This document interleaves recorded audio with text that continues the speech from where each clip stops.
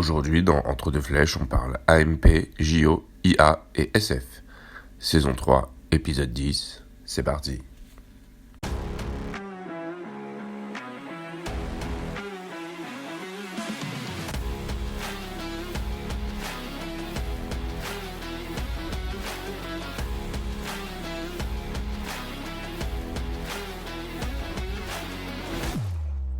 Salut les archers, salut les toxophiles, j'espère que vous allez bien. C'est la dernière émission de la 3e saison. Mais rassurez-vous, nous revenons pour les Jeux Olympiques et Paralympiques avec des lives réguliers.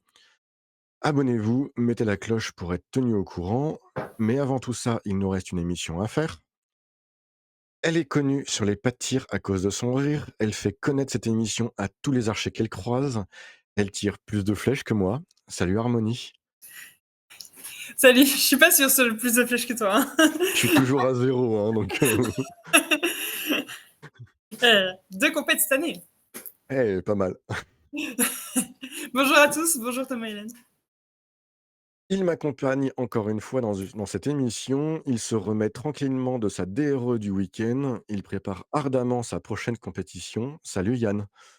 Salut Mathieu, ouais, ardemment c'est le mot, je crois que la saison est finie pour moi. Voilà. Et en fin de compte, j'ai tiré plus de flèches que vous deux réunis. C'est ça. Comment vas-tu? Ça va bien, bonjour Tom. Bonjour. Notre invité est un archer classique. Il n'a pas de licence en France et c'est une première pour nous. Il est actuellement secrétaire général de la World Archery. Monsieur Tom Dielen, salut. Bonsoir. Comment vas-tu? Très bien, je suis à Paris depuis hier, c'est la dernière visite avant les JO. Alors je vais très bien.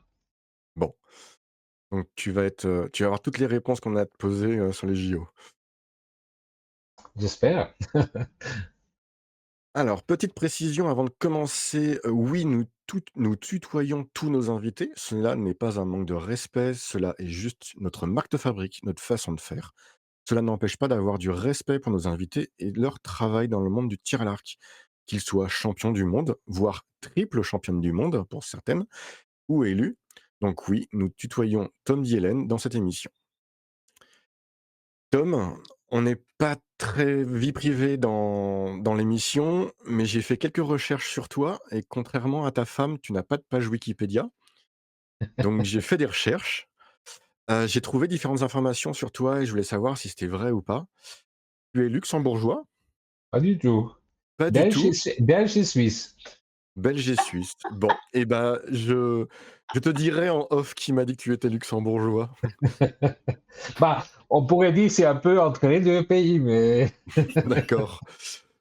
Donc tu es belge, tu as pratiqué le tir à l'arc en Belgique, tu vis aujourd'hui chez nos amis suisses. Tu as une licence suisse? absolument. Voilà, je t'ai vu sur les compétitions de Nîmes avec le petit drapeau suisse. Est-ce que tout ça, ça aide pour être secrétaire général de la World Archery? Je crois que oui, parce que je trouve que c'est important que quand on prend des décisions, on sait ce qui se passe sur le terrain, pas seulement au niveau international, mais aussi au niveau local. Et je dirais, c'est quelque chose que j'ai toujours fait depuis que j'ai commencé à travailler dans le sport, c'est garder ces contacts aussi bien avec le haut niveau qu'avec les compétitions du week-end dans les clubs et tout ça. OK. Alors, j'ai plein de questions. Je vais commencer. Alors, dans le premier thème, quelle est ta mission à la World Archery en tant que secrétaire général? Alors, c'est assez, je dirais, ça change un peu chaque jour, dans le sens que mon rôle, c'est la gestion de la fédération au niveau des missions qui me sont données par le conseil d'administration et le congrès, l'Assemblée générale qui se fait tous les 2 ans, et c'est-à-dire de définir et de exécuter la stratégie de la fédération dans tous les domaines. Je ne fais pas ça tout seul. J'ai une équipe très compétente qui m'aide à faire ça de jour en jour et ça va varier de réglementation, la lutte contre le dopage, la télévision, comment mieux montrer le tir à l'arc, l'organisation des événements et dans toutes les disciplines. l'éducation, et ça c'est quelque chose qui me tient beaucoup à cœur et c'est vraiment le projet pour le futur, c'est comment on peut améliorer l'éducation parce que si le tir à l'arc veut encore grandir plus, il faut vraiment qu'on a plus d'entraîneurs, de formateurs dans le tir à l'arc et pour ça, il faudrait qu'on ait vraiment un bon système en place. Juste une petite question, Tom, tu as travaillé à l'Agence mondiale antidopage, non?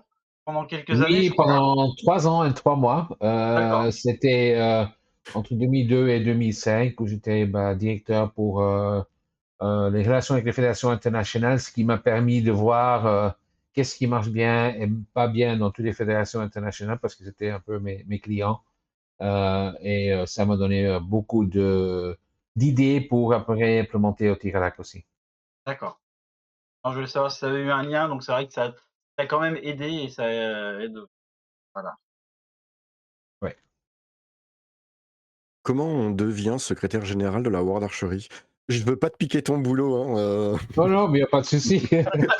Ah, non, comment on c'est une longue histoire. C'est-à-dire que je vais essayer de ne pas être trop long dessus, mais j'ai commencé comme beaucoup en tirant des flèches dans un club. Après, quand j'avais fini mes études à l'université et j'ai commencé à travailler dans le monde informatique bancaire, je travaillais pour Swift, le réseau interbancaire. Et j'étais bénévole dans la fédération belge. Et à un certain moment, j'étais au point que je ne pouvais plus vraiment continuer comme bénévole. Et il y a le vice-président de la fédération mondiale qui m'appelle et dit, ouais, tu sais, on cherche quelqu'un pour être directeur de la fédération. Est-ce que ça t'intéresse?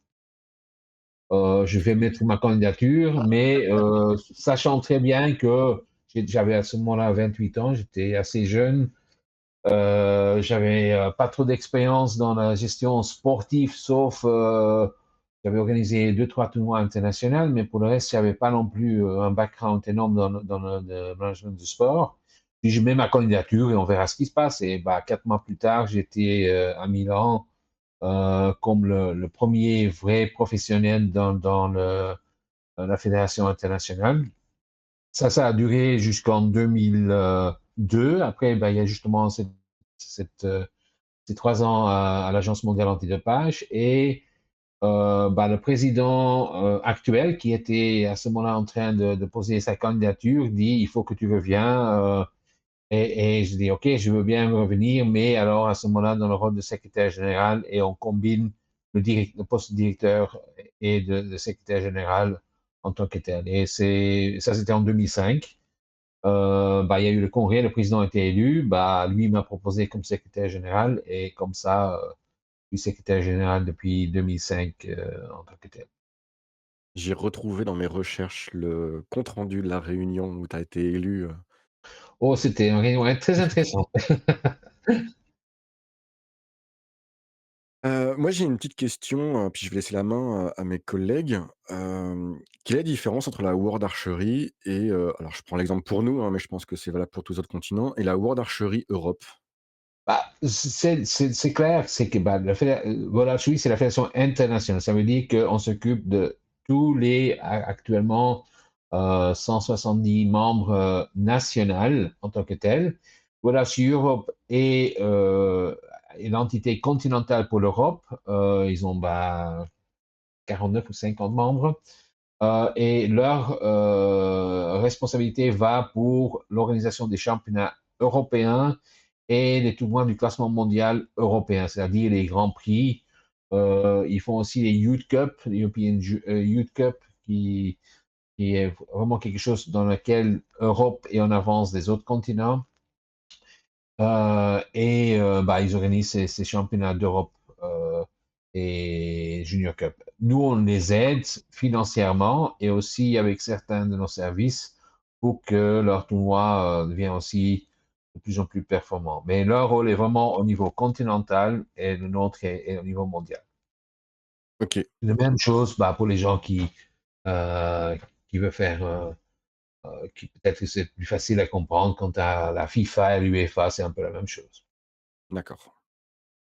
Harmonie, je crois que tu avais une question pour Tom sur l'Archery TV. Oui, il y a eu beaucoup de questions en France, ben, sur les réseaux, là-dessus. Pourquoi Archery Plus est passé enfin Archery TV, Archery Plus est passé en plateforme payante, en fait? Parce qu'en fait, on est un sport, enfin, on se posait la question parce qu'on est quand même un sport assez confidentiel et le fait de diffuser, ces contenus, en payant, enfin, en fait, quand on les diffusait gratuitement, ça permettait à plus de monde peut-être de les voir.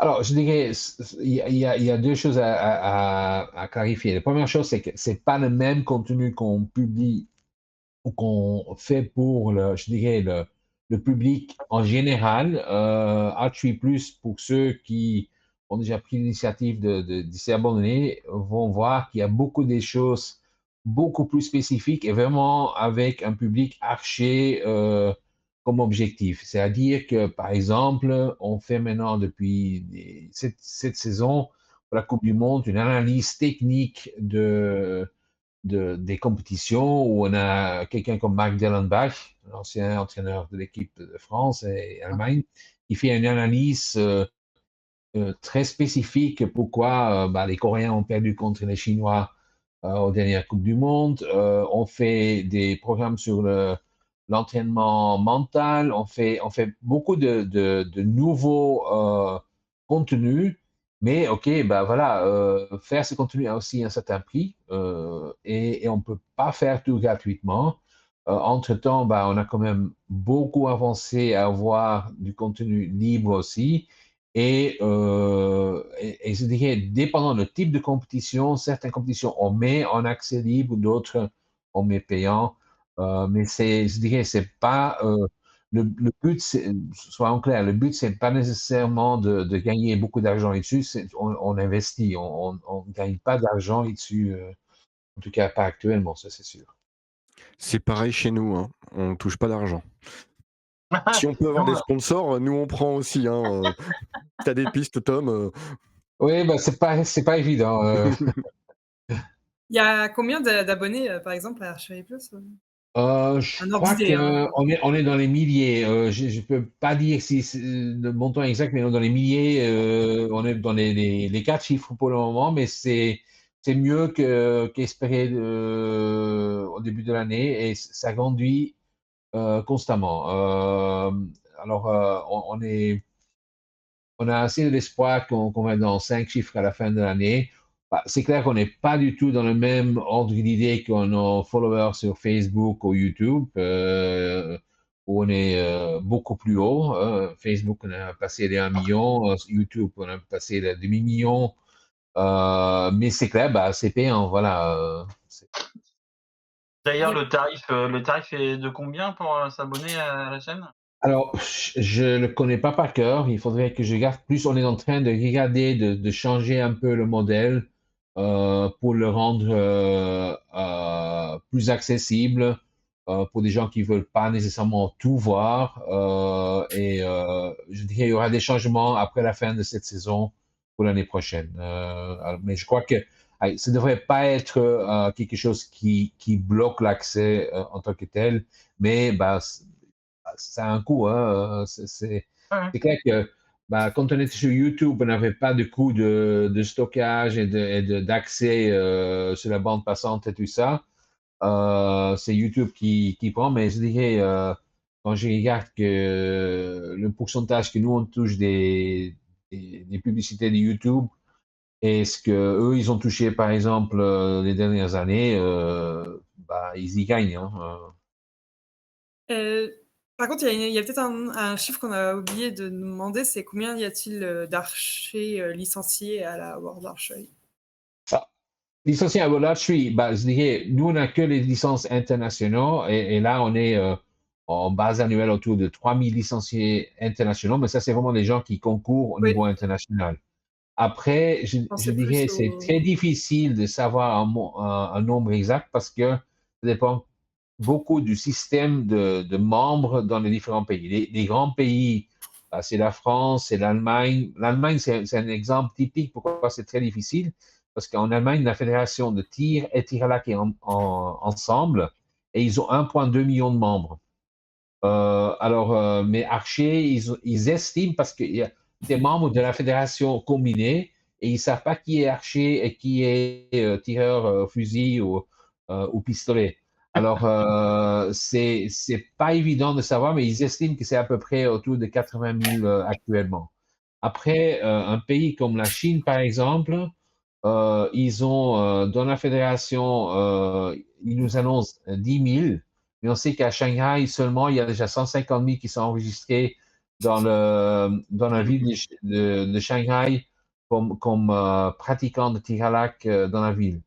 Alors, la seule chose que, on demande chaque année les fédérations de nous déclarer à peu près combien de membres qu'ils ont, et c'est presque, je dirais, entre 600 et 700 000 actuellement. Par contre, basé sur les ventes de matériel de tir à l'arc, on peut facilement estimer qu'il y a entre 20 et 30 millions d'archers mondialement. Ça fait plein de followers pour nous. Malheureusement, pas tous français, mais Ah, bah, petit détail. Yann, tu avais une question aussi sur l'organisation, comment ça se passait Oui, hein, donc déjà, comment se passait une réunion à la WA, l'organisation, dès que vous traitiez, choisis, comment sont-ils choisis, imposés à chaque réunion, et surtout une réunion à la WA, combien vous êtes de membres? Alors, ça dépend du type de réunion, mais la réunion type, c'est notre assemblée générale qui a lieu tous les 2 ans. Et là, il y a certaines choses qui sont obligatoires par nos statuts, c'est-à-dire les rapports du président, de moi-même, du trésorier, des finances, des différentes commissions, des élections. Alors ça, c'est statutaire, on n'a pas beaucoup de choix. Et après, chaque congrès, on décide sur 3 ou 4 thèmes qu'on veut discuter avec les membres, où on fait des workshops, où on fait des discussions entre les différents membres. Et typiquement, des 170 membres qu'on a actuellement, il y en a à peu près 100 qui sont représentés dans ces réunions. Et il y en a certains qui sont plus actifs que d'autres. Je dirais, certains vont juste dire qu'ils sont présents et pour le reste, on ne les entend pas. Mais ce qui marche super bien naturellement avec toutes ces réunions, c'est les pauses café, les repas à midi, où là, il y a le vrai échange et le vrai dialogue qui se fait. L'autre chose qu'on a commencé à faire, on avait déjà commencé avant Covid, mais ça s'est encore accentué avec Covid.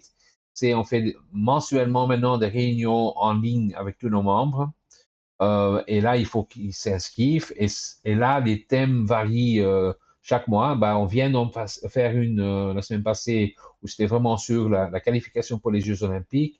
Mais on a fait sur comment faire des tournois nationaux, comment être candidat pour des tournois internationaux, la lutte contre le dopage, le match fixing, plein de thèmes différents. Et ça nous permet d'avoir un contact régulier avec les fédérations nationales entre les congrès. Et là, on a à peu près, je dirais la semaine passée, on avait à peu près 100 personnes qui ont participé. D'accord. Ouais, donc ça se passe à peu près comme nous, on fait notre comité départemental ou comité régional, mais à plus haut niveau. On est à peu près tous de la même manière. Est-ce que vous avez d'autres questions, messieurs, dames? Juste une personnelle, la date de son dernier concours à Tom, ou la dernière fois qu'il a tiré à l'arc, c'était quand? J'ai Après, tiré, ça sera quand? j'ai tiré dimanche passé.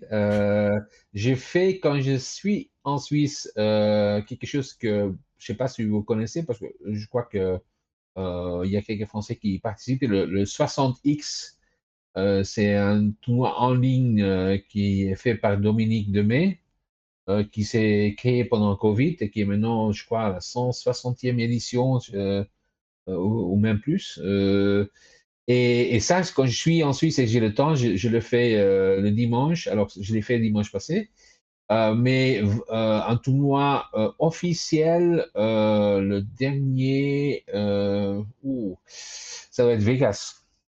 Ah oui, ouais, ça va, respect. Alors, deuxième thème de la soirée, les compétitions internationales. Tom, aujourd'hui, il y a des coupes du monde, des championnats du monde, des indoor World Series. On commence à avoir une belle offre de compétition. Est-ce que vous avez prévu de faire quelque chose plus, orienté niveau équipe?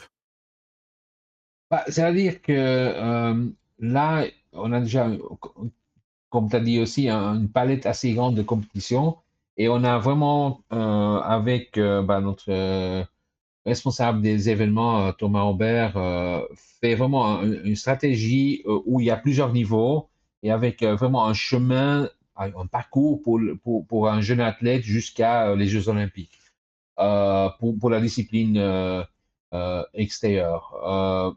Faisant partie aussi, c'était le changement au niveau du classement mondial, où maintenant on compte quand même aussi les Indoor World Series et aussi des championnats mondiaux ou continentaux du tir en campagne pour un peu intégrer les différentes disciplines. Et ça, c'est quelque chose, bah, OK, pour l'extérieur, on a les épreuves par équipe. Maintenant, au niveau de faire quelque chose comme se fait en France bah, le week-end passé, par exemple, ou en Allemagne où ils font les Bundesliga en salle, nous, on trouve que c'est plutôt quelque chose justement pour voilà, Europe à s'en occuper, qui le fait avec la compétition par équipe qu'ils font actuellement. Euh, et parce que le problème, c'est que pour faire quelque chose pour des équipes de clubs, par exemple, au niveau mondial, le système sportif européen n'est pas nécessairement la même chose qu'en Asie ou en Amérique, où on voit beaucoup plus des équipes régionales ou même en Corée, des équipes de sociétés ou des universités, et c'est moins structuré avec des clubs comme on a l'habitude en Europe, en France, en Belgique, Italie et tout ça. Alors, nous, on fait la promotion des épreuves par équipe dans les différentes disciplines. Ça varie un peu entre bah, le tir sur cible et le tir en campagne. Mais on ne va pas créer encore une autre compétition. Le calendrier est déjà assez chargé. Peut-être qu'on ne se réalise pas nécessairement en Europe, mais si on voit tous les jeux multisports qui existent, surtout en Amérique, en Asie, euh, pour quelqu'un qui est vraiment de haut niveau, le calendrier est plein. Et c'est à un moment, on doit faire des choix et on ne peut pas faire tous les tournois en tant que tel. Alors, créer encore des compétitions en plus, je ne dis pas qu'on est contre, mais on ne va pas certainement prendre l'initiative. OK. J'avais une question, toi Thomas, c'est Harmonie qui avait posé la question sur la chaîne là. Aujourd'hui, le biathlon, est-ce que le tir à l'arc va s'inspirer du biathlon et augmenter le nombre d'étapes de coupe pour faire un véritable circuit comme ils font actuellement? Le biathlon, par exemple, ils vont faire 10 sorties pour pouvoir classer après les champions.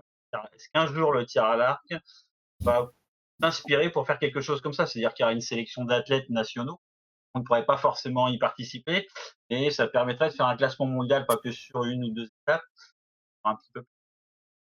Bah, c'est-à-dire que nous, on a pris notre approche pour le moment. Je ne veux pas dire que c'est pas la chose qu'on pourrait faire dans le futur, mais maintenant, avec clairement les différents niveaux de tournoi de classement mondial qu'on a, c'est que, OK, on a la Coupe du Monde où là, on en a 4 plus la finale. On peut imaginer peut-être qu'un jour on va à 5 ou à 6, mais il faut aussi réaliser que la participation pour les athlètes et surtout pour les fédérations nationales qui envoient les athlètes à ces tournois-là a quand même un certain prix et on ne peut pas non plus faire beaucoup plus. Plus, surtout si je regarde, on vient de nouveau à l'aspect des calendriers, euh, on a par exemple pour les archers à Capoli, ils ont quand même aussi souvent des tournois au niveau de circuit professionnel en Amérique où leurs sponsors de matériel veulent que les Schlosser, des Bouden, Les Girards vont faire les concours aussi dans le 3D en Amérique. Et je dirais, il faut que ça reste réaliste, qu'on n'a pas trop de tournois pour ce genre-là. Alors, oui, on a plus de tournois qui comptent pour le classement mondial, mais l'idée est vraiment que quelqu'un qui monte, il va plutôt faire le Grand Prix de Porridge comme la semaine passée ou le Asian Cup qui était en Corée en même temps, et qu'après qu'ils ont eu une certaine expérience, ils vont faire ces Coupes du Monde en tant que telles après. Faire plus de Coupes du Monde, aujourd'hui, au niveau de, je dirais, des fédérations nationales, c'est pas réaliste. Nous, ce qu'on a fait aussi, c'est qu'on a investi pas mal au niveau de télévision, que maintenant, c'est ce deuxième échelon, les Grands Prix en Europe ou les Cup Asie ou les tournois en Amérique, sont tous aussi disponibles sur la télévision. Et ça, c'est vraiment le grand changement qu'on a eu. La semaine passée, ben, on pouvait voir le matin les finales de Suwon, un petit peu plus tard dans la matinée Porridge, et on a vraiment beaucoup plus de matériel télévisé que dans le passé. On a aussi euh, fait la distribution de toutes les qualifications olympiques, et ça, c'est vraiment la première fois dans notre histoire qu'on a pu faire tellement d'heures d'images de tous les différents tournois qui ont qualifié des gens pour les Jeux. T'imagines, Yann, le nombre de trucs qu'il va falloir qu'on suive et qu'on regarde si on rajoute des étapes? C'est du boulot pour nous derrière, quoi. Ouais. J'avais une autre question là, qui avait été posée par un archer, donc Anne Palou.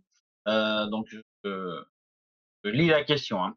La pratique sportive a changé dans les pays dits occidentaux, par chez nous. Les gens souhaitent plus d'événements tels que de compétitions très protocolaires comme elles le sont aujourd'hui, le tir en salle, bien carré. Donc au tir à l'arc, on voit de plus en plus des événements comme le Vegas Shoot, le King of Archery. Donc est-ce que la WOA a conscience de ce constat que les gens veulent pas forcément toujours ces tirs un peu protocolaires ou ces tirs en salle et aiment un petit peu des choses un petit peu différentes? Est-ce que la WOA veut faire un circuit un peu à part ou autre, ou est-ce qu'elle pourrait s'emparer de ces tirs comme le Vegas Shoot ou Archery? Ah, je dirais, certains, bah, Vega Shoot est l'exemple type, on compare 200% avec le Vega Shoot depuis des années. Et je dirais, on apprend aussi bien la fondation qui l'organise que nous, on apprend chacun de l'autre pour améliorer les choses. Maintenant, on n'est pas non plus prêt je dirais, un des rôles des fédérations internationales, c'est avoir une certaine structure et une certaine façon de faire les choses. Et on ne peut pas non plus tout accepter en un circuit. On fait ce qu'on peut à ce niveau-là. Et je dirais, ça ne veut pas dire qu'on ne peut pas apprendre de certaines choses. Par exemple, on a fait aussi, il y a, quand on avait le lockdown, on a fait l'essai avec le blason avec le 12, que tu pouvais faire plus de points en tirant vers un petit spot dans le 7 et le 8 pour gagner le 7 quand tu étais mené par l'autre archer. Bah, on fait des tests. On veut pas non plus être fixé sur le format en tant que tel, mais dès qu'on a un format, on le respecte pendant un certain moment. Et je crois que c'est un peu lié au fait qu'on est une fédération internationale et on ne peut pas non plus changer chaque moment. On a fait un expériment aussi avec l'e-sport. On était dans les mois olympiques à Singapour avec tic-tac-bow. Et je dirais, moi, j'y attendais pas grand-chose, mais ça a très bien marché. Alors, on a certainement, on va continuer à apprendre. Je dirais, une des choses qui a transformé le tir à l'arc, c'est qu'on n'a jamais eu peur d'essayer des nouveautés et de faire certains changements. Si on voit l'évolution du tir à l'arc depuis les années 80 jusqu'en, je dirais, 2000 au niveau du format de compétition, et depuis 2000, on a fait encore d'autres changements avec les manches au lieu de faire des scores cumulatifs. Euh, on continue à regarder ce qu'on peut changer, mais pas non plus du n'importe quoi. Je dirais, il faut que ça tienne. Il y a une chose qu'on a essayé qui n'était pas du tout un succès, c'était les hit and miss. Je ne sais pas si ça vous dit quelque chose, mais à un certain moment, on avait fait pour l'Acapulli un blason, on touchait ou on ne touchait pas. J'y croyais quand on a présenté. Bah, finalement, on a vu que bah, c'était pas ce qu'on voulait. Alors, on n'a pas peur d'essayer des choses et OK, certaines choses vont marcher, d'autres vont pas marcher. On a vu les entre le moment où j'ai commencé à tirer à l'arc et aujourd'hui, les blasons, ils ont changé, ils ont évolué et voilà.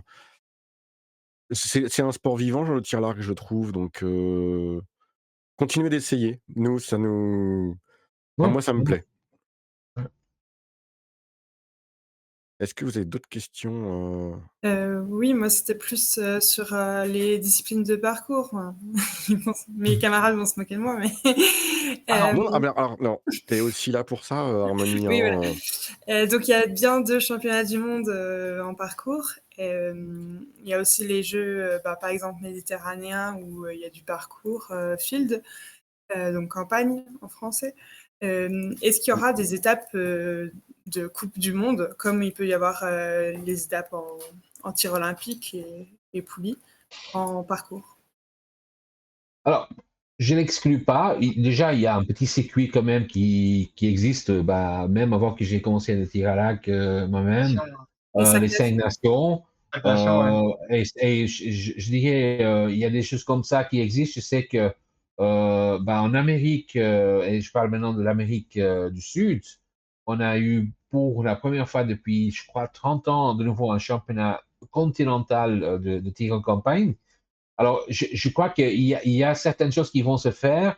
Maintenant, faire un circuit similaire comme la Coupe du Monde en tir en campagne, ça devient de nouveau une question, bah, malheureusement, de sous et de la possibilité pour les fédérations nationales de s'en occuper. Si c'est quelque chose comme l'Indoor World Series qui est basé sur une participation individuelle plutôt que nationale, pourquoi pas? Et je crois que c'est un peu ce qui se Oui, passe avec les cinq nations. Euh, une autre chose que nous, on insiste pour que on reconnaît les jeux des vétérans, des Master Games, qu'il y a au moins deux disciplines sur l'événement. On a eu les Master Games en Finlande il y a quoi, 2 ans, ou l'année passée, non, l'année passée, où là, il y avait aussi le tir en campagne et c'était très apprécié. Euh, alors, je dirais, oui, on a plusieurs disciplines. On a une autre discipline qui je crois, qui va évoluer pas mal dans le futur, c'est le RENAC. Mais voilà, il faut que c'est naturel et que c'est pas. On a mentionné avant le biathlon. Ben, nous, on a essayé il y a une vingtaine d'années le skiac. On y croyait tous. On pensait que c'était euh, le futur du biathlon. D'ailleurs, je crois qu'il y en avait certains qui croyaient aussi et qui ont la Fédération biathlon, soit en clair, au niveau international, n'en voulait pas et ils ont tout fait pour le détruire et ils ont réussi. Par contre, la leçon que nous, on a clairement tirée de cette, je dirais, euh, c'est que pour qu'une discipline marche, il faut qu'elle ait fait depuis le bas vers le haut. Ça ne sert à rien d'introduire une discipline haut vers le bas, de commencer avec un championnat du monde et penser que ça va d'un coup créer des gens au niveau club et région qui vont s'en occuper. Ça ne marche pas. Et ça, c'était l'erreur qu'on a fait avec le skiac. Et ça, on ne veut pas refaire. Alors, par exemple, le RENAC, ça s'est fait au niveau national dans plusieurs pays. Maintenant, il y a au niveau européen. Et je crois que à terme, ça pourrait être aussi quelque chose au niveau mondial, mais c'est pas demain. C'est pas pour dans 2 ans, ça va prendre du temps. Et je dis, après, c'est une question de est-ce qu'il y a assez de gens intéressés pour faire plus au niveau parcours, au niveau tir en campagne et tout ça. Nous, on n'est pas contre, c'est juste qu'il faut que c'est raisonnable et que ça tient la route aussi bien pour les organisateurs que pour les participants et les fédérations nationales qui veulent y participer. Oui, parce que en fait, je posais cette question-là parce que depuis l'année dernière, je crois, le classement mondial des archers inclut Le campagne. Le tir en campagne, et ça, c'était vraiment voulu, c'était quelque chose qu'on a vraiment voulu faire pour justement promouvoir le tir en campagne. Et d'ailleurs, c'est pour ça que maintenant, il y a ce championnat de nouveau en Amérique du Sud et il y a des projets aussi pour un championnat asiatique. On n'est pas encore à voir le Corée dominer le tir en campagne, pas pour demain, mais je sais que en Asie, je parle de Malaisie, Indonésie, où il y a énormément de ZAC nus qui font le tir en campagne. Et je parlais, je crois que c'était il y a 3 mois, avec le président du Népal. Et le Népal, ils ont un grand problème. C'est un pays qui est encore moins plat que la Suisse. Ils n'ont pas de terrain pour faire le tir en cible parce que il y a trop, il y a trop de montagnes, voilà. Et par contre, faire du tir en campagne ou des autres parcours, là, ils ont tout ce qu'il faut.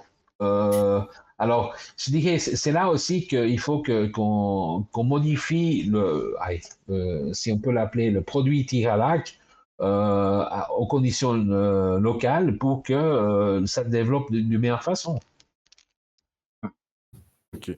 Les jeux mondiaux, il y a toujours du campagne, aussi? Absolument. Absolument. Et je dirais, l'année prochaine, on va l'avoir de nouveau en Asie, à Chengdu. Et d'ailleurs, la fédération chinoise m'a dit qu'ils ont un intérêt pour faire dans le proche futur un championnat du monde tir en campagne en Chine. Et ça serait de nouveau une occasion énorme pour développer le tir en campagne en Asie et surtout en Chine. Pas trop en Asie. Après, on aura pu. Ils vont tous. Oui. Dominé. Après, on va se faire dominer. Non, mais c'est vrai que ça sera bien pour le développement. Comme ils sont énormément d'archers, ça aura une visibilité plus importante. Bien. Yann, tu avais deux autres questions, je crois, d'archers? Oui. Alors, voyons voir. J'en avais un. Ah oui. Anatole Coinon, il nous demandait est-ce qu'il y avait des choses prévues pour utiliser plus de data au service de la performance? Alors, absolument. Pourquoi la question est là, mais je dirais oui, absolument, parce que aussi bien pour, je dirais, la formation et je dirais, l'amélioration de la performance au niveau entraînement et tout ça, mais aussi pour rendre le sport encore plus visible au public large. On va, et ça je peux, et ça dans 44 jours, on va avoir les premiers résultats de ça. On va, avec les avances de IA, et on va avoir pour la première fois le vol de la flèche en graphique au JO de Paris. C'est quelque chose de nouveau on a testé il y a 2 mois et c'est maintenant c'est possible de le faire. L'autre chose qu'on va refaire à Paris, c'est la mesure du rythme cardiaque pendant que les archers tirent. Ça avait été fait dans une étape de Coupe du Monde, non? Non, oui, on a fait aussi dans une étape de Coupe du Monde, mais c'était surtout fait à Tokyo. Oui, voilà, Tokyo.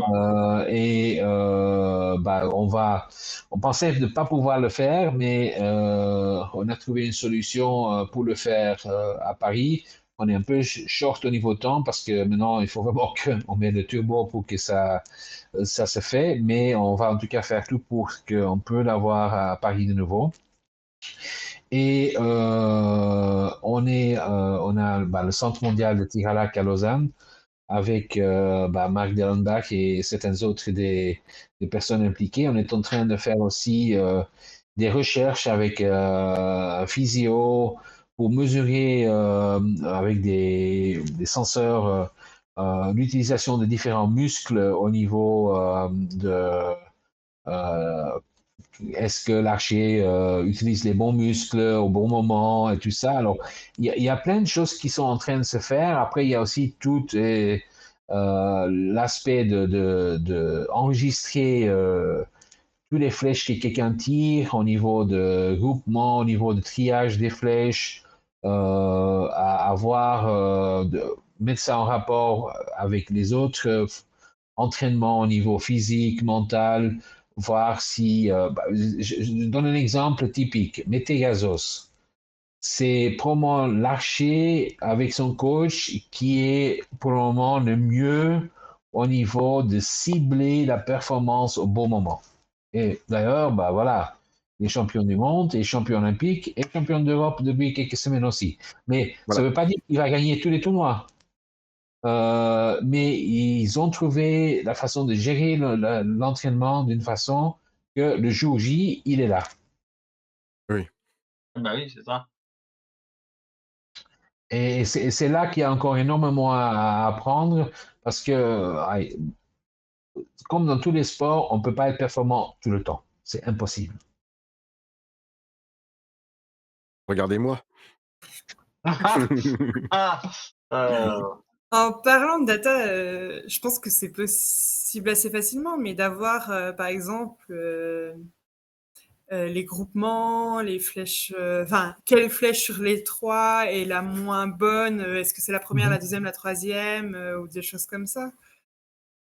Ah, en développement de data, je sais que, enfin, je vais parler encore du biathlon, mais c'est facile en biathlon de savoir pour chaque biathlète quelle est sa flèche la moins bonne et le groupement, voilà, le groupement des flèches, s'il est plutôt bien ou pas bien, à 80, les réussites à 90%, 85%.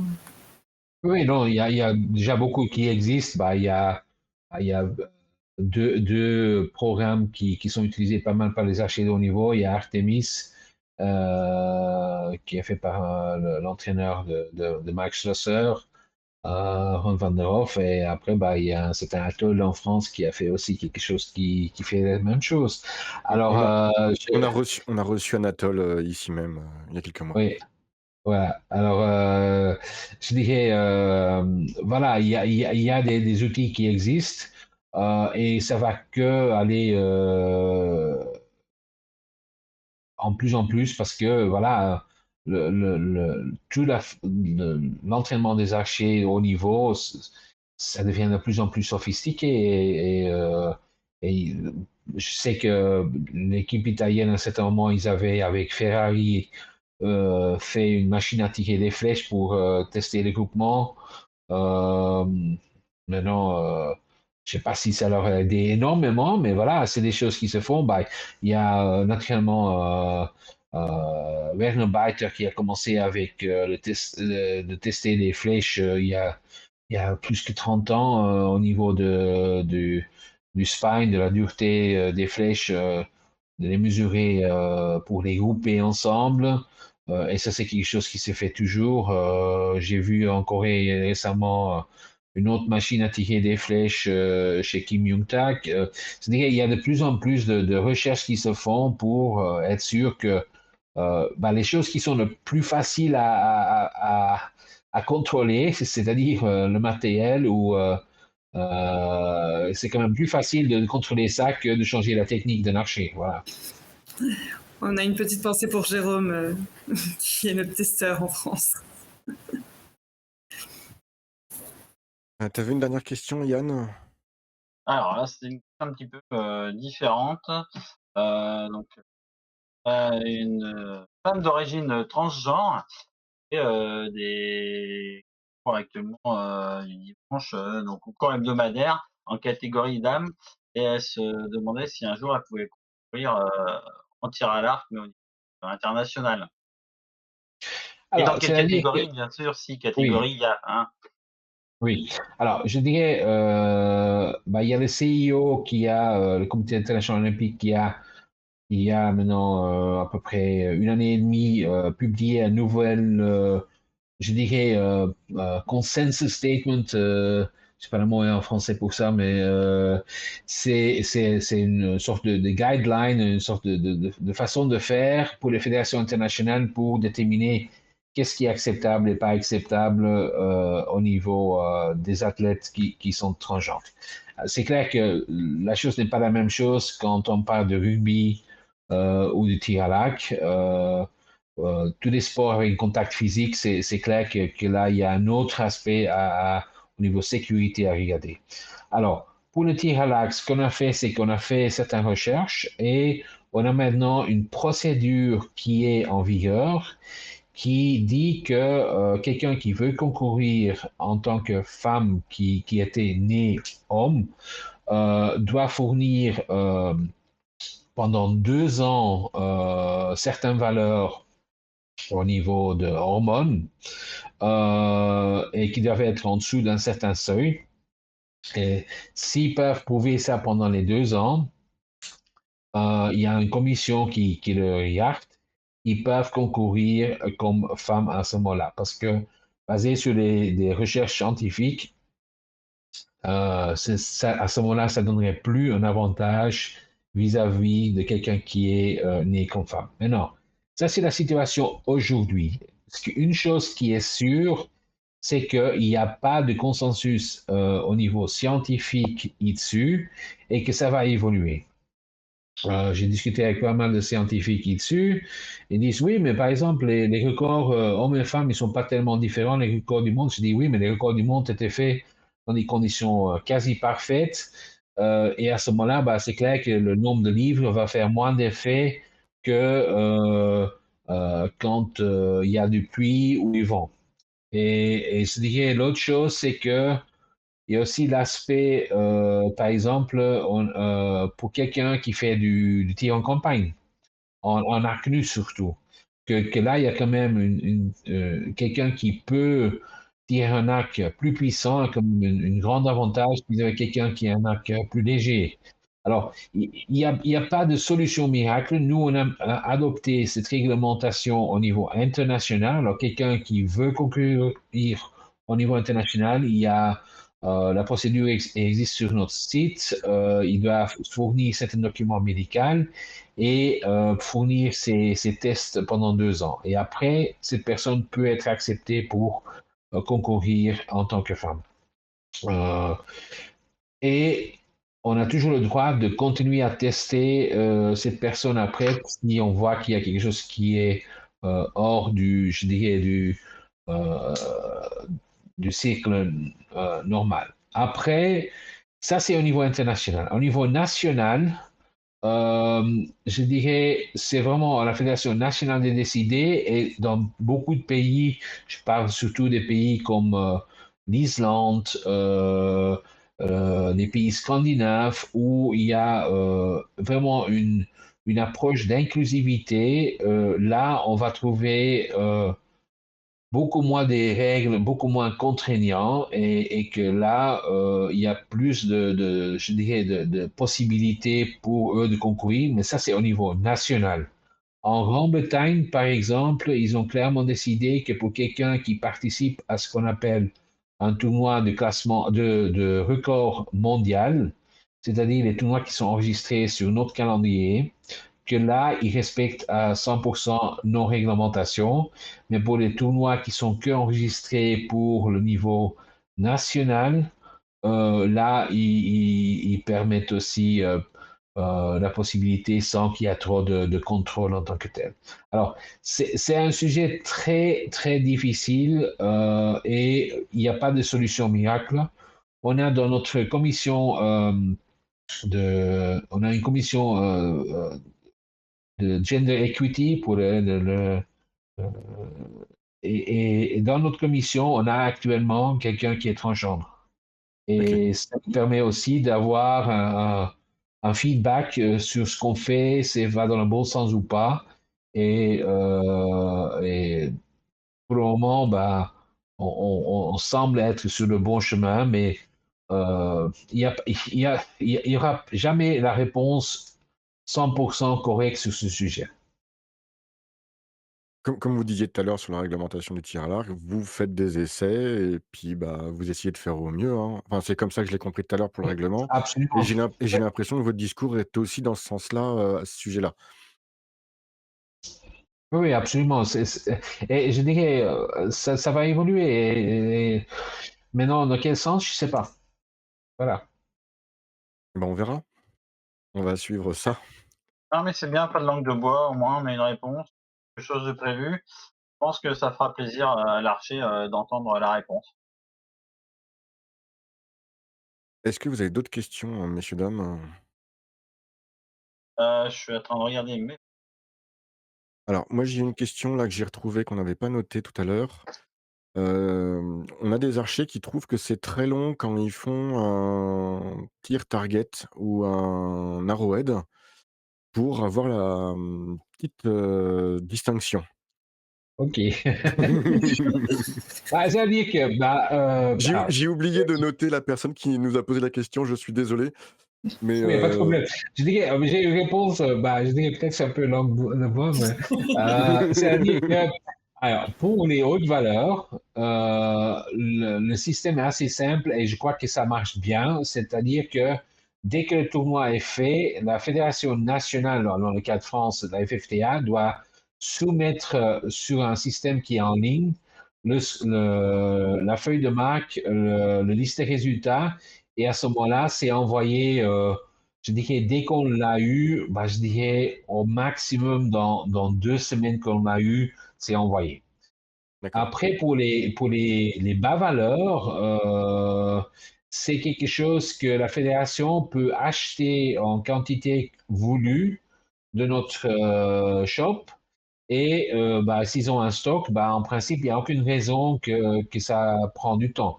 Après, ça dépend aussi un peu de la politique de la Fédération nationale. Est-ce qu'ils attendent leur assemblée générale ou régionale pour distribuer ces récompenses? Parce que, surtout pour les hauts valeurs, ça a du sens de mettre l'archi en valeur. Euh, Certains pays, l'Hollande par exemple, je sais que les arbitres dans les tournois, ils ont pour les bas valeurs, ils ont un stock avec eux et à la fin du tournoi, dès que les résultats sont officiels, l'archi peut aller les chercher. Il n'y a pas d'uniformité comment c'est fait en tant que tel. Mais aujourd'hui, il n'y a pas de raison que ça devrait prendre des mois et des mois, soit en clair. OK. Merci Tom.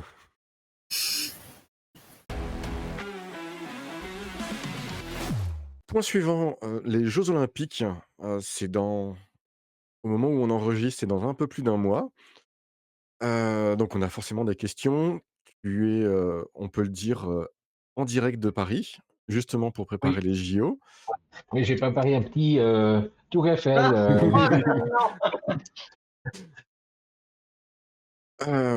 Alors moi j'ai plein de questions, sur les JO, C'est Monsieur JO, hein, je te Oui, préviens. c'est JO, donc ouais, ouais, mais, justement, moi j'en profite, hein, pourquoi les tirs de qualification des jeux olympiques sont hors période jeux olympiques? Alors, ça date depuis un moment. Il y a plusieurs raisons. La première raison, c'est la première fois qu'on a fait, si je ne me trompe pas, c'était à Pékin En 2008? et 2008. Et à ce moment-là, je dirais avant Pékin, c'était le premier jour des Jeux et le premier jour des Jeux, c'est quand tous les médias veulent voir quelque chose et on présentait bah, le parti, soit en clair, ennuyeux de notre sport. C'est-à-dire voir des gens tirer 72 flèches à cette époque-là encore en 4 minutes. Et je crois qu'à ce moment-là, on tirait encore un ABCD, bah, c'est pas génial. Oui. Euh, et certains journalistes ne revenaient pas quand il y avait les matchs après pour le voir. Alors, Ça, c'était une chose. Deuxième chose, la même chose pour le public. Le public au JO, il faut quand même être clair, c'est que la majorité du public au JO, c'est plutôt des non-archers. C'est des gens qui veulent juste voir du sport en général et ils profitent des JO de découvrir de nouveaux sports. Alors aussi pour eux, vendre des tickets pour quelque chose qui est pas super intéressant, c'est pas bien pour la promotion du sport. Alors, tout ça a amené de dire, OK, on le fait avant la cérémonie d'ouverture. Et une deuxième chose, c'est je dirais, faisant le nombre de sessions, en introduisant le mix team, en faisant la façon qu'on fait les matchs pendant les jeux, maintenant, on est dans les 2 week-ends. Et les 2 week-ends, c'est quand même les 2 week-ends où il y a le plus de personnes qui regardent les jeux. Alors, c'est aussi une question de donner plus de visibilité. Si on commence que le samedi avec le tour de classement, on perd, on n'a pas des finales le deuxième week-end. Alors, c'est un peu tout ça ensemble qui cause ça. Maintenant, il y a toujours la question pourquoi pas ouvrir ce tournoi de classement au public qui veut absolument le voir. Euh, ouais, on a discuté avec les organisateurs depuis un moment et le problème c'est installer des tribunes pour une journée, ça a quand même un coût substantiel et alors pour donner un spectacle qui n'est pas vraiment un spectacle et c'est tout ça, c'est simple que ça. C'est trouver le bon équilibre entre faire la promotion et offrir quelque chose aux archers. Parce que, OK, je sais que les archers aiment voir, on sait de certains tests qu'on a fait pendant les Coupes du Monde et tout ça. Il y a des gens qui adorent voir Max Schlosser ou Brady Ellison ou Mike Jean-Charles Schlosser au Valadon JO? tirer 72 flèches, un après l'autre. Ils adorent. Voilà. Alors, un jour, je dirais, j'aimerais bien avoir que les prix des caméras descendent, que le prix des systèmes électroniques de marquage descend et qu'on peut un jour offrir de voir tous ces flèches pour les gens qui sont vraiment intéressés à le voir. Ok. Alors, si c'est avant la cérémonie des Jeux Olympiques, ça signifie qu'il n'y a pas de records olympiques qui sont faits. Si, parce qu'on a trouvé un compromis avec les CIO qu'ils acceptent quand même comme Ah, corps olympique, oui, oui. ok, D'ailleurs, les 700 de Kim Mo-jin de Rio sont le record olympique. ok. Alors c'est une très bonne transition. Tu as quelle relation avec le CIO? Bah, la relation est excellente. Je dirais, on a eu le président actuel et le président avant lui. Les deux étaient membres du comité exécutif du CIO, deux vice-présidents. Je dirais que les relations sont excellentes. Moi, j'ai une excellente relation avec le staff du CIO. On a le CIO nous utilise souvent comme exemple comment faire certaines choses. Et nos relations sont excellentes. Ça ne veut pas dire qu'ils disent toujours oui à ce qu'on demande, malheureusement. Ouais, c'est ce que j'allais dire, c'est les JO, un temps, on savait pas si le tir à l'arc allait rester aux Jeux Ah bah, Olympiques avec toutes les nouveautés. Est-ce qu'aujourd'hui, on a notre place acquise? Ça peut disparaître, hein. oui, oui. Alors ça, je dirais pour moi la question est-ce que le tir à l'arc est au jeu dans le futur, c'est pas une question. La réponse est 100% oui. La question qu'on peut se poser de temps en temps, quel est le futur des JO au long terme? Et ça, c'est toute une autre dimension. Mais le tir à l'arc au jeu, ça c'est sûr, il n'y a pas de risque. On a vraiment fait une étape en avant depuis, on peut dire Londres, où maintenant, depuis Londres, on est il y a 5 catégories des sports au JO. Et nous, on est dans le groupe 3 sur 5. Avant, on était en 4. Et 3, c'est vraiment les sports qui sont. C'est pas le football, c'est pas l'athlétisme, c'est pas le tennis, mais c'est les sports qui sont sur le programme. ça ne veut pas dire qu'on ne doit pas faire des efforts et qu'on ne doit pas se battre tout le temps pour être visible, pour avoir le meilleur résultat. Mais par exemple, le fait qu'on fait des choses comme le seul sport à Tokyo qui avait le rythme cardiaque, maintenant l'avance qu'on fait avec le broadcast pour le vol des flèches et des choses comme ça montre que le CIO est aussi prêt à nous suivre sur certains projets qui ne sont pas toujours évidents quand on commence à les discuter. Ok. Du Alors, coup, je peux attends, rebondir? attends, j'ai une question là. Tom m'a tendu une perche. Quand est-ce qu'on voit le Pouli au JO? J'avais la même.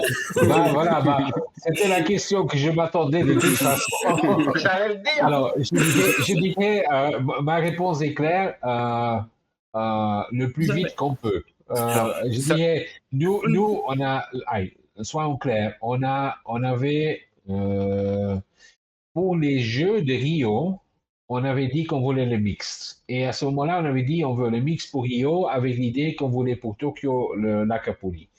Après, il y a eu des problèmes à Rio et que le CIO avait décidé pour Rio, il n'y a aucun changement pour aucun sport.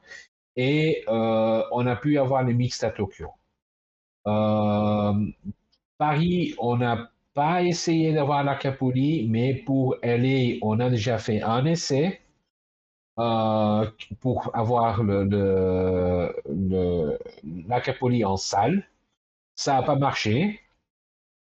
Mais ça ne veut pas dire qu'on a abandonné le projet pour LA complètement. Il y a encore une option, mais qui va se faire que après les Jeux de Paris où les épreuves peuvent être rajoutées pour LA. Et si c'est pas LA, ben on va faire pour Brisbane. Et je dirais, ok, c'est peut-être très lointain pour certains, mais 2036, il y a beaucoup de gens qui parlent que l'Inde serait l'organisateur des JO de 2036. Je garantis que si c'est Inde, il n'y a aucune discussion de Nakapuli est sur les Jeux à Delhi en 36. Ça, je suis convaincu. Mais moi, j'ai une chose que j'ai appris sur les bientôt 30 ans que je suis dans le mouvement de sport, c'est que il faut être patient.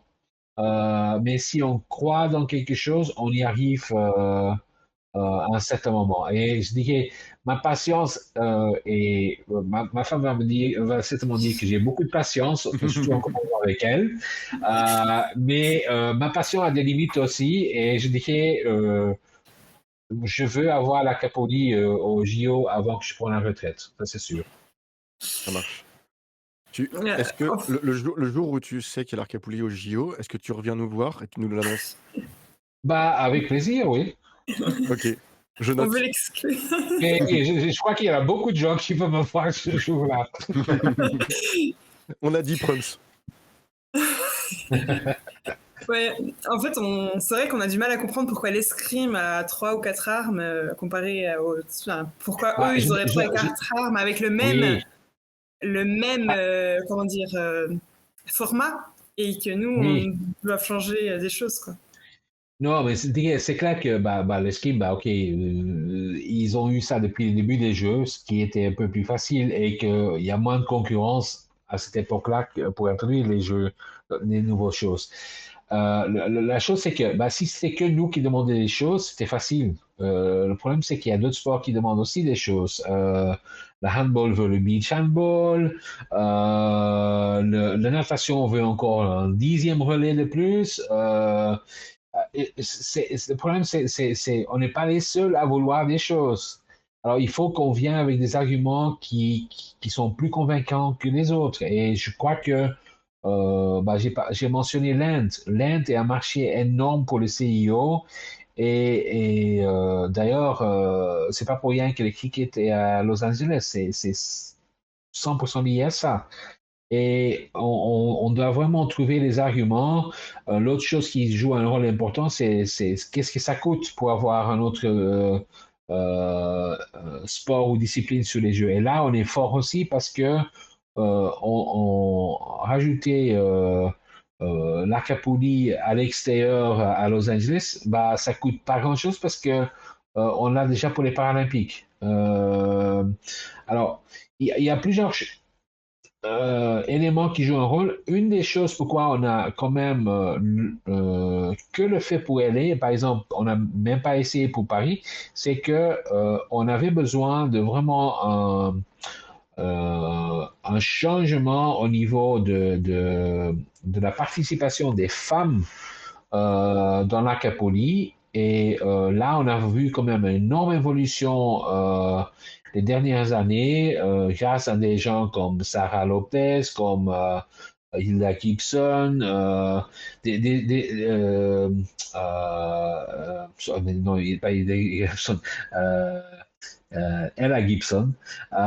Et je dirais, là, on voit quand même que le niveau des femmes a énormément monté et que c'est maintenant comme chez les hommes que il y a pas qu'une qui peut gagner tout, il y a plusieurs personnes qui sont capables et le niveau est très, très similaire. Si on voit cette saison, les scores des femmes qui ont fait 700 dans les deux Coupes du Monde, c'est incroyable le niveau qui commençait à progresser. Et ça, on avait besoin pour être convaincant pour intégrer au JO. Parce que je dirais, là, les choses ont énormément évolué. Une question que l'on aurait pu aborder, mais on n'a pas encore fait, c'est pourquoi, on a parlé de l'escrime. L'escrime était au premier JO et a jamais été sorti. Le tir à l'arc, après les JO d'Anvers en 1920, était sorti jusqu'à 1972. Et une des raisons, c'est que le tir à l'arc voulait absolument avoir les femmes aussi sur le programme. Et à cette époque-là, c'était un handicap de demander ça. Aujourd'hui, le parti euh, du sport pour les femmes est quasi plus important que pour les hommes. Et si on n'avait pas un programme compétitif en Acapulli pour les femmes, on n'aurait eu aucune chance. Et pour ça, on a eu besoin de ce temps. On a eu des discussions avec les producteurs de matériel d'Acapulli et dit, mais maintenant, il faut vraiment que vous investissiez dans les femmes parce que si on veut être chez les JO, il faut que les femmes gagnent aussi de l'argent avec le tir à l'arc, parce que sinon, ça va pas jamais intégrer. Alors, on n'est pas encore, si on prend Vegas comme exemple, on n'est pas encore au fait que c'est le même prize money pour les hommes, pour les femmes, mais même Vegas, bah, ils ont dit, OK, maintenant la catégorie homme n'existe plus à Vegas, c'est une catégorie ouverte. Et si un jour euh, Sarah Lopez ou Paige Pierce veut se battre contre Max Schlosser ou les autres, ils peuvent le faire. Note, Yann, Ah ouais. quand tu iras à Vegas avec ton Arcapoulis, Mhm. c'est le seul qui tire Arcapoulis sur nous quatre. C'est pour ça que je fais la réflexion. Fais toutes les armes, moi. J'en fais aussi un petit peu, mais que en hiver. Barbeau classique poulie, moi. Quand mon dos me le permet. Alors, Tom, pendant qu'on parle Arcapoulis au JO, tu disais qu'il y avait encore peut-être une chance pour Los Angeles. On a entendu parler à un moment de l'Arcapoulis en salle pour les JO. Oui, C'est oui. ça qui est tombé à l'eau ou c'est ça le plan B? Ça c'est sûr. Si on est au jeu à LA avec l'Acapulli, ce serait à l'extérieur. Ça, c'est sûr. Ça sera à l'extérieur. Parce que Ok. ce serait à l'extérieur, ce serait pas en salle. Et Même ça si serait un FITA ou ça serait comme les Jeux non, mondiaux, un campagnat? je dirais, je peux pas dire plus pour le moment, mais on pourrait vraiment en communiquer après je dirais, vers la fin de l'année, début de l'année prochaine. Ok. Je compte sur toi pour me tenir au courant. Pas de Et souci. si vous faites les Jeux mondiaux, enfin comme les Jeux mondiaux aux Jeux olympiques, faut utiliser le terrain de golf. Parce qu'il y a le golf aux JO, donc je me suis dit: «Ça coûte pas Oui, trop oui, cher, oui, on oui, utilise oui. le terrain de golf». Voilà. Ouais. D'ailleurs, bah, tiens, comme on est dans les JO, là, il y avait une. Vas-y. Donc là, l'Olympiade va se terminer avec Paris. Donc il y a un archer qui avait posé quels C'est sont qui? les axes de développement. Je me rappelle plus du nom malheureusement. Et il y en a plusieurs en plus. Quels sont les axes de développement du tir à l'arc pour la prochaine Olympiade? Bah, je dirais, Mis à part le poulie, là, dont on parlait, par exemple. oui, oui, non, moi je dirais, bah, essayer d'encore un peu plus pousser certaines parties du monde. Je crois que l'évolution qu'on a vue le continent qui a le plus progressé les dernières années, c'est le continent américain. Surtout l'Amérique du Sud, le premier du classement mondial est un Brésilien aujourd'hui. Qui aurait pu imaginer ça il y a 10 ans? Euh, Après, l'Afrique, je dirais, euh, dans notre centre à Lausanne, on a une Africaine qui a battu le record d'Afrique il y a 3 semaines. On était très proche des 650. Elle a fait 6,46. C'est des choses qui étaient inimaginables il y a encore très longtemps. Il y a Franck qui tire pour Nîmes qui a aussi fait des scores au-dessus de 6,60. Je dirais, l'Afrique a un potentiel énorme, mais c'est aussi le continent où c'est le plus compliqué en même temps pour des raisons géographiques, pour des raisons budgétaires. Euh, je crois qu'il y a encore des choses qui peuvent se faire là. L'autre axe de développement, mais déjà lié à 2032, c'est l'Océanie, parce que l'Océanie tournait pas mal quand on a eu les JO de Sydney, mais après, il y a eu vraiment un déclin et il faut vraiment qu'on repousse un eau pour 32.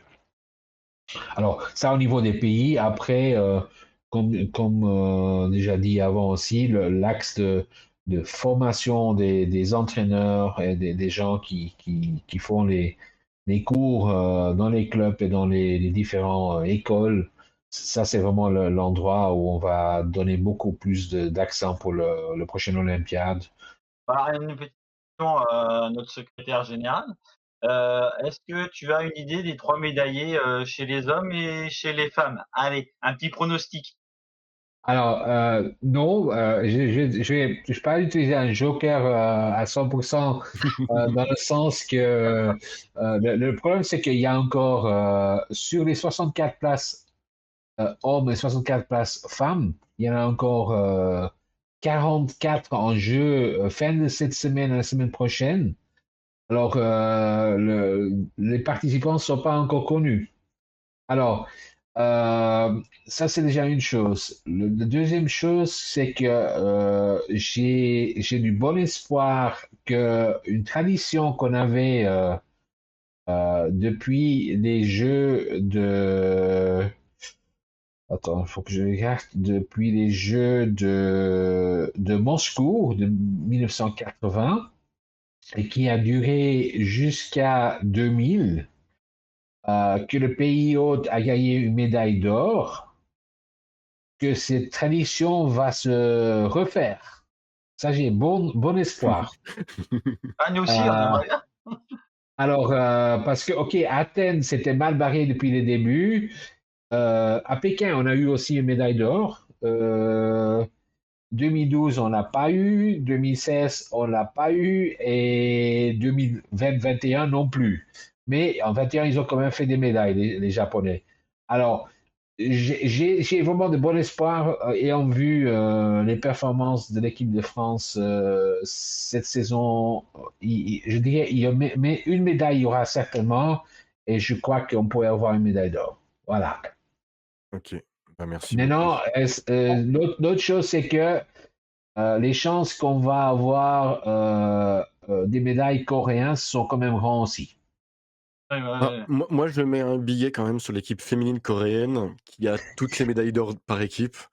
Oui, mais qui est sous pression parce que je dirais oui. Nous, on fait d'ailleurs on a fait un documentaire qui va être transmis sur Eurosport juste avant les Jeux sur le 10, hein, le 10e succès des Coréennes en équipe femme. Mais les deux premiers Coupes du Monde, euh, aussi bien à Shanghai qu'en Corée, ils étaient battus en finale par les Chinoises.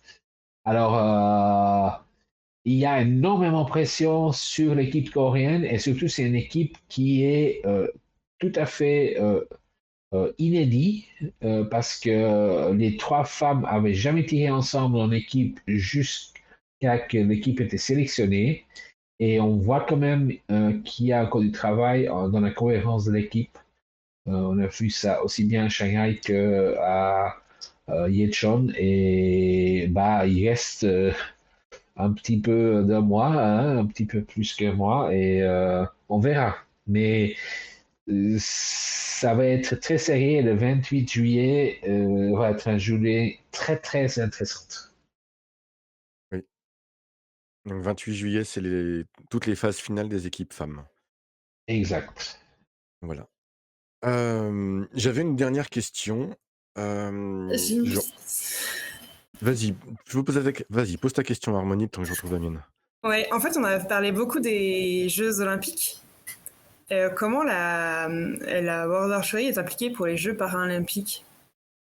Bah alors, on est aussi impliqué depuis 2011, on a repris complètement la gouvernance des disciplines paralympiques.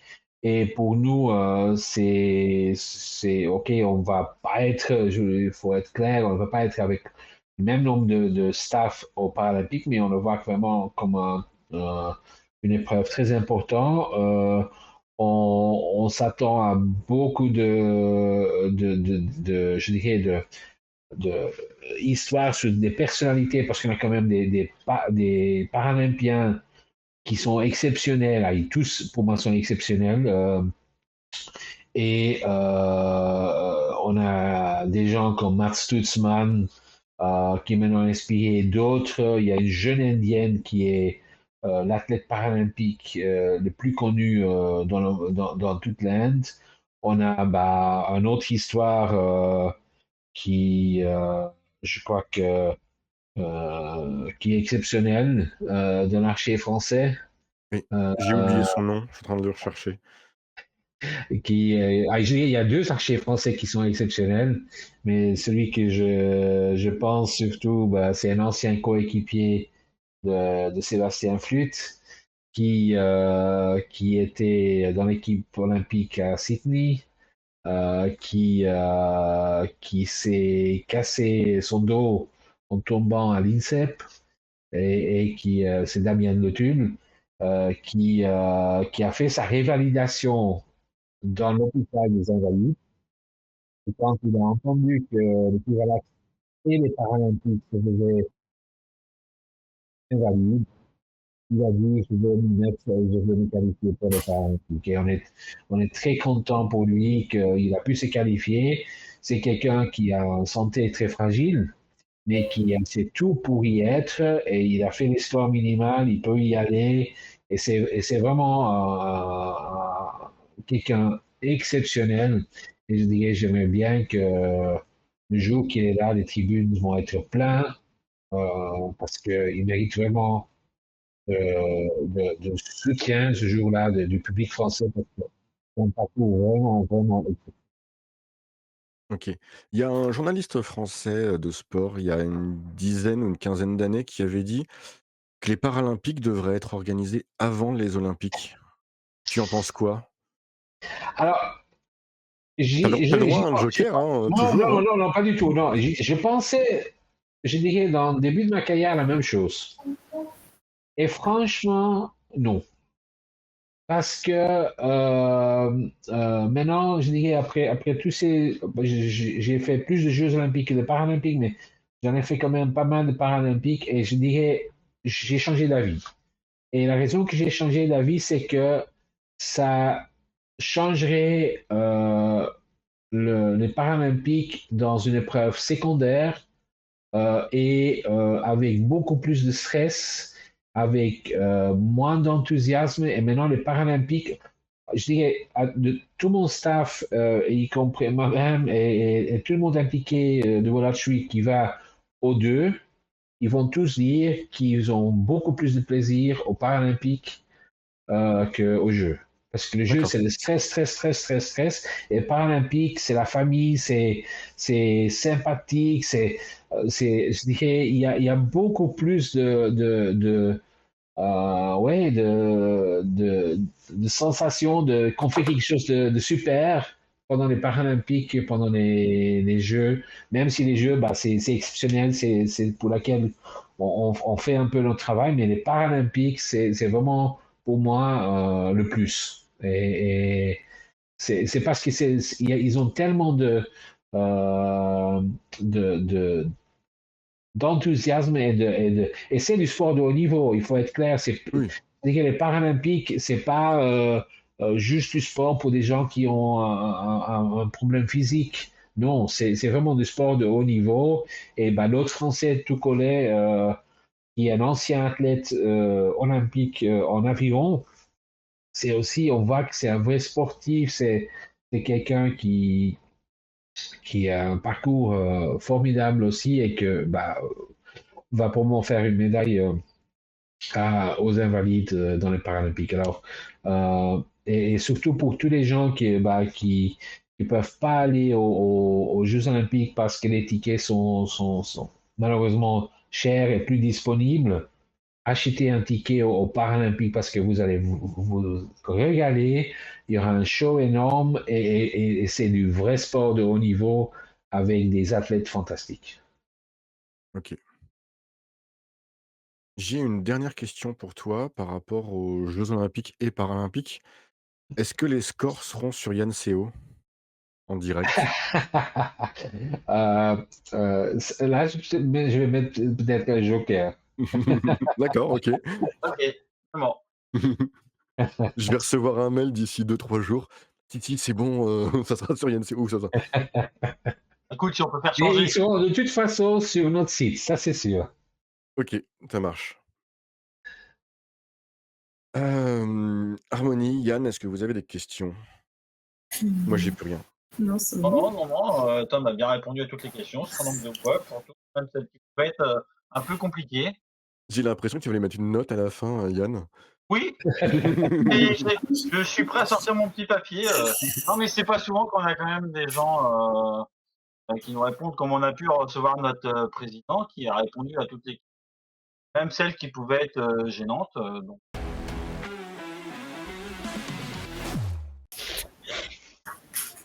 Alors, le quiz news. Yann, Alors, est-ce bah, que nous, tu as ta question? Déjà, est-ce que Tom Ouais. suit un peu les actualités mondiales et françaises? Ouais. Un petit peu, oui. On va voir, cela je colle au plus près de l'actualité. Alors, Passé, Tom, de toute façon, c'est un QCM, donc tu as un choix, enfin, t'as un choix à faire sur 4 voilà, ça va propositions. être Donc, 3. avec un peu de chance, tu peux y arriver. Ouais, Ouais. j'ai été gentil, j'ai fait 1 sur 3.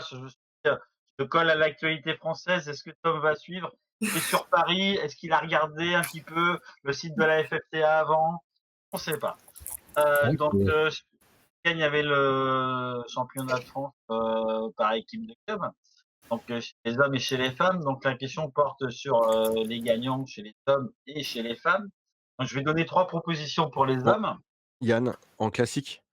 Un classique, hein, bien sûr. Oui, ok, ouais, ok. Les poulines n'étant pas aux JO, on a Tom, les JO. Bon, seulement le classique, là, on verra. Tom reviendra quand il y aura les poulies, là, on insistera. Donc, chez les hommes, quel est le club qui a été sacré champion de France? Rion, Compiègne ou Clermont? Oh,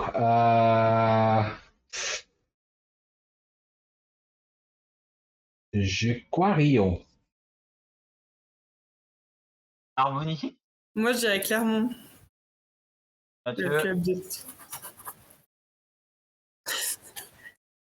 Je sais pas. Clermont, allez. Ouais, voilà, c'est Clermont qui a été sacré. C'est à côté, hein. Rion et Clermont, il n'y a pas beaucoup de Rion et kilomètres. Clermont, c'est se battre pour la. J'aurais dû dire clairement parce que c'était les clubs de Sébastien Flûte en temps, mais voilà. Donc, on va poser la même question pour les femmes. Peut-être que. Les femmes, je sais. Les femmes, je sais. Ah, mince, Ah. j'allais dire. Il va peut-être avoir. Je vais lui tendre un petit piège. Donc, chez les femmes, on a Rion, Nîmes ou les Moulineaux. Alors, c'est Nîmes. Bon, bah, comme Tom sait, voilà la réponse. Ah, comme quoi. Et pourquoi le sais-tu en fin de compte? Bah, parce que j'ai surtout vu que Nîmes en homme s'était pas qualifié pour les demi-finales à la grande. Je dirais, j'ai un de mon staff qui a tiré pour Nîmes, Thomas. alors Ah, Thomas d'accord. Aubert, mais voilà, ils ont eu quand même chez les femmes le succès qu'ils voulaient. Voilà, donc c'est parfait. Ok. Et je sais qu'ici, les Moulineaux aussi fait des super résultats. Oui, exact. Ils sont sur le podium. Oui. Voilà, j'ai toujours donné le podium, hein, pour faire le bonheur. Non, mais... Oui, non, mais. Je retrouve pas mon truc, mais Mike Schlosser a battu un record dernièrement. Oui, Oh, Encore oui, Encore. encore, oui. Alors, est-ce que c'est le nombre de points sur un FITA? Est-ce que c'est le nombre de fois où il a fait 600 en salle? Ou est-ce que c'est le nombre de jours où il a été numéro 1 mondial? Bah, je sais la réponse, mais peut-être je vais écouter Ok. les autres pour voir si Tom, ça. dis rien. Harmonie, est-ce que tu sais? Bah, vu que c'est un truc récent, je dirais le nombre de jours où il est numéro 1. Yann? moi, je vais dire sur un FITA. Alors Tom, parce que Tom a la Alors, réponse. c'est le nombre de jours qu'il est numéro 1 en classement mondial. Voilà. Alors, je n'ai pas Il a aussi le retrouvé record des le 600. nombre de jours, parce que ça change tous les jours. Oui, Mais voilà. ouais. En plus d'être bon, il est bon longtemps. Et il a surtout aussi battu le record de Sarah Lopez qui était le nombre de jours avant lui le plus longtemps. Ok. Vas-y, Harmonie, pose ta question pour le quiz news. Où se dérouleront les prochains championnats d'Europe en renarcherie? À Nové Mesto, à Sherwood ou à Rome? Ah, je crois que je sais. Allez, Yann.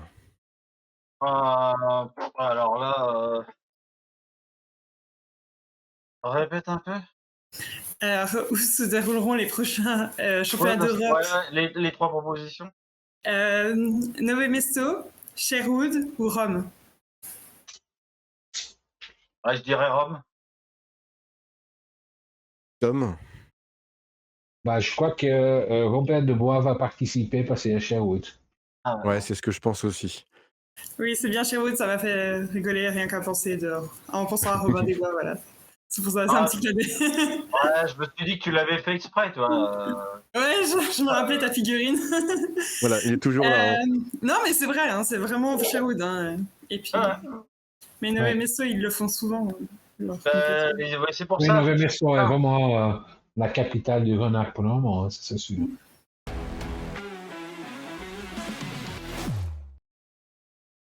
Bon, bah voilà, on arrive à la dernière partie, Tom. On appelle la carte blanche. Si tu as envie de nous dire quelque chose, transmettre quelque chose en fait aux archers qui nous écoutent, voilà, c'est ta carte blanche. Ok, bah, je dirais, la chose à faire, c'est toujours voir le piranha comme quelque chose pour se faire plaisir. On arrive tous à faire des 10 ou des 6 en campagne ou les 11 en parcours en tant que tel, mais on arrive tous à faire ça. Mais comme celui qui s'occupe maintenant de l'organisation des Jeux à Paris et qui est bien occupé les prochaines semaines, Sébastien Flûte l'a dit très justement, Théalac, c'est pas faire des 10, c'est faire des 10 quand il faut. Et c'est ça un peu la difficulté du sport, mais même avec la difficulté, tout le monde sait ce qui a fait du tir à l'arc, c'est le plaisir de faire, de toucher le milieu de la cible. Et ça donne l'envie de continuer. Et il y a des hauts et des bas, mais on va toujours avoir ce plaisir. Et il faut vraiment cultiver le plaisir de tirer les flèches. Voilà. Bah, merci beaucoup. Faut que je retrouve le chemin des pas de tir, mais le plaisir est toujours là. Yann, est-ce que tu as quelque chose à rajouter ou pas? Non, merci à Tom d'avoir participé, d'avoir répondu à toutes nos questions. Et puis, bon courage pour les JO. On les regardera tranquillement, moi, ou du moins, moi, je les regarderai tranquillement, de ma télé et puis, on va croiser les doigts, pour les médailles françaises. Harmonie, un petit mot? Ça a été très complet, je vous remercie en tout cas. On n'a pas parlé de dimension de blason qui pourrait changer, mais ce sera pour une prochaine fois. Ça serait pour 2025 au plus tôt et je ne sais pas. C'est le joker numéro. C'est la soirée des scoops, on a plein de scoops. Messieurs, dames, merci beaucoup. Tom, encore merci d'avoir pris un peu de temps au milieu de tes déplacements. On se recroisera peut-être à Nîmes, un de ces 4. Et puis, les archers, vous pouvez retourner tirer des flèches avec du plaisir, comme on l'a dit tout à l'heure, Tom. Merci. Allez, salut. Bonne soirée. Ciao.